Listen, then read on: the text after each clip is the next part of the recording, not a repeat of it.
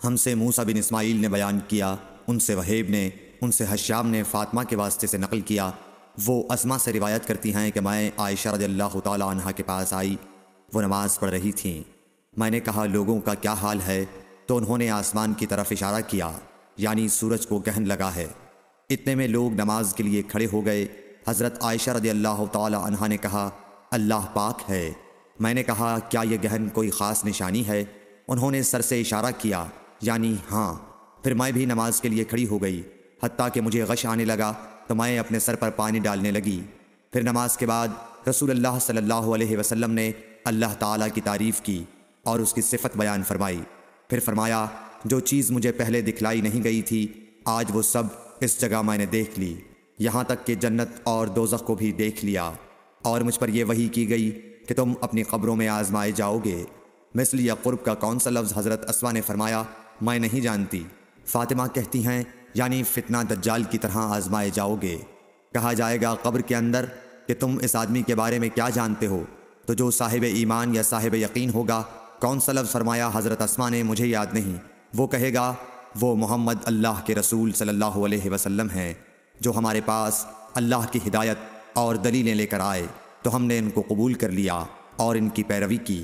وہ محمد صلی اللہ علیہ وسلم ہیں۔ 3 بار اسی طرح کہے گا۔ پھر اس سے کہہ دیا جائے گا کہ آرام سے سو جا، بے شک ہم نے جان لیا کہ تو محمد صلی اللہ علیہ وسلم پر یقین رکھتا تھا۔ اور بہرحال منافق یا شکی آدمی، میں نہیں جانتی کہ ان میں سے کون سا لفظ حضرت اسما نے استعمال کیا۔ تو وہ منافق یا شکی آدمی کہے گا کہ جو لوگوں کو میں نے کہتے سنا، میں نے بھی وہی کہہ دیا، باقی میں کچھ نہیں جانتا۔ صحیح بخاری حدیث نمبر 86۔ قبیلہ عبد القیس کا وفد رسول اللہ صلی اللہ علیہ وسلم کی خدمت میں آیا۔ آپ صلی اللہ علیہ وسلم نے دریافت کیا کہ کون سا وفد آیا ہے یا یہ کون لوگ ہیں؟ انہوں نے کہا ربیعہ خاندان کے لوگ ہیں۔ آپ صلی اللہ علیہ وسلم نے فرمایا کہ مبارک ہو قوم کو آنا، یا مبارک ہو اس وفد کو جو کبھی نہ رسوا ہو نہ شرمندہ ہو۔ اس کے بعد انہوں نے عرض کیا کہ ہم ایک دور دراز کونے سے آپ کے پاس آئے ہیں، اور ہمارے اور آپ کے درمیان کفار مضر کا قبیلہ پڑتا ہے۔ اس کے خوف کی وجہ سے ہم حرمت والے مہینوں کے علاوہ اور ایام میں نہیں آ سکتے، اس لیے ہمیں کوئی ایسی قطعی بات بتلا دیجئے کہ جس کی ہم اپنے پیچھے رہ جانے والے لوگوں کو خبر دے دیں اور اس کی وجہ سے ہم جنت میں داخل ہو سکیں۔ تو آپ صلی اللہ علیہ وسلم نے انہیں 4 باتوں کا حکم دیا اور 4 سے روک دیا۔ اول انہیں حکم دیا کہ ایک اللہ پر ایمان لائیں۔ پھر فرمایا کہ کیا تم جانتے ہو کہ ایک اللہ پر ایمان لانے کا کیا مطلب ہے؟ انہوں نے عرض کیا اللہ اور اس کا رسول زیادہ جانتے ہیں۔ آپ صلی اللہ علیہ وسلم نے فرمایا ایک اللہ پر ایمان لانے کا مطلب یہ ہے کہ اس بات کا اقرار کرنا کہ اللہ کے سوا کوئی معبود نہیں، اور یہ کہ محمد صلی اللہ علیہ وسلم اللہ کے سچے رسول ہیں، اور نماز قائم کرنا، زکوٰۃ ادا کرنا، اور ماہ رمضان کے روزے رکھنا، اور یہ کہ تم مال غنیمت سے 5واں حصہ ادا کرو۔ اور 4 چیزوں سے منع فرمایا، دبا، حنتم، مزفت کے استعمال سے۔ اور چوتھی چیز کے بارے میں شعبہ کہتے ہیں کہ ابو حمزہ بسا اوقات نقیر کہتے تھے اور بسا اوقات مقیر۔ اس کے بعد رسول اللہ صلی اللہ علیہ وسلم نے فرمایا کہ ان باتوں کو یاد رکھو اور اپنے پیچھے رہ جانے والوں کو بھی ان کی خبر کر دو۔ صحیح بخاری حدیث نمبر 87۔